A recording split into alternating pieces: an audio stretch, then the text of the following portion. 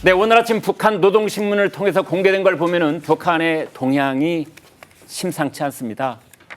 최근에 광폭 군사 행보를 이어오고 있는 김정은 위원장이 처음으로 우라늄 농축 시설을 시찰한 모습이 공개가 됐습니다.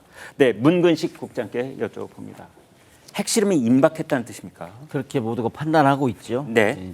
미국 대선이 사실상 임박이 오고 있구나 이런 걸 또 느낄 수 있고요. 네. 그동안 뭐 자기들이 비핵화를 추진했다고 하는데 이제는 꿈도 꾸지 마라. 그러면 오히려 강화하는 측면을 보이고 있어요. 네. 그런 거 볼 때는 특히 이제 우라늄 농축 시설 지난번에 폐기한다고 했는데 지금은 그런 거는 전혀 이제는 생각지도 말라. 네. 경고하는 차원이라고 봅니다. 대선판도 흔들면서 우리한테는 절대 핵은 포기하지 않겠다 이런 의지를 강력하게 보여주는 장면이다 이렇게 보고 있습니다. 네. 자, 그렇다면 이제 핵실험을 하게 된다면 7차가 될 텐데요. 김정은 위원장이 어느 시기에 핵실험 명령을 내릴지 그 버튼을 누를지 이제 이게 관건입니다. 특히 북한이 7차 핵실험에서 만약 초대형 핵탄두 시험에 나서면 그 위력이 6차 때 비하해서 2배 내지 3배가 될 것이다. 뭐 이런 전망도 나오는데 왜 그렇습니까? 초대형이라기보다는 저희들이 예상하는 거는 지금 북한은 6번의 핵실험을 이미 했어요. 네. 인도, 파키스탄 같은 경우는 6번 핵실험하고 비공인 핵보유국이 됐단 말이죠. 북한이 원하는 거는 지금 자기들 핵보유국을 인정해달라 이런 차원이고 네. 북한이 지속적으로 추진해온 것은 핵무기의 경량화, 소형화 다중화입니다. 네. 그래서 이제 소형화해서 이제 핵 잠수함에도 집어넣겠다 이런 의지를 강하게 비추고 있고 최근에 들어서는 뭐 그동안 핵무기를 공갈무기로 여기지 마라. 뭐 네. 우리는 이제 전술 핵무기 예. 소형화해가지고 남한 전역을 타격할 수 있는 준비가 됐다.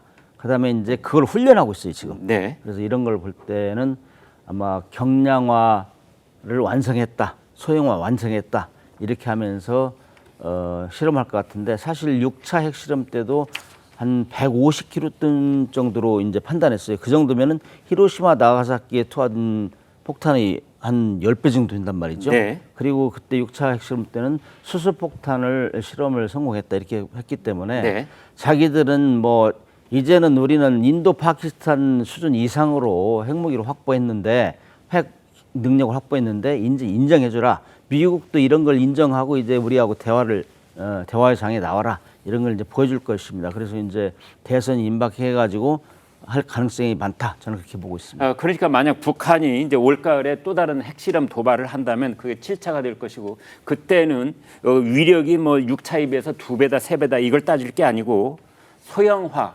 경량화. 그렇죠. 네. 여기 얼마나 근접해 가느냐 이걸 이제 우리가 주시를 해야 되겠군요. 수소폭탄까지 실험에 성공했다고 하면은 그 위력은 더 의미가 없어요. 의미가 네. 없고 그들이 지속적으로 주장해온 게 이제 소형화 경량화입니다. 그래서 우리는 핵 능력이 아주 고도화돼 있다. 이제 우리를 뭐 비핵화를 추진한다 이런 인사를 하지 말라 이런 경고 신호라고 봅니다. 저는. 핵실험의 시기는 이제 김정은 위원장의 결단에 달렸다라고들 전문가들은 이제 이야기를 하고 있습니다. 마음만 먹는다면 당장 오늘 또 할 수 있다. 뭐 이런 얘기도 심지어 있습니다. 특히 북한은 2018년 비핵화를 약속하면서 풍계리 핵실험장을 폭파한 적 있지 않습니까? 이 핵실험장도 보란 듯이 모두 복원을 했습니다. 과거에 폐기 당시엔 어떤 발언을 했었는지 들어보시겠습니다. 갱도의 여러 곳에 폭약을 설치해서 이제 갱도 내부를 폭파하고 그 다음에 입구를 완전히 폭파하는 방법으로 폐쇄시킵니다.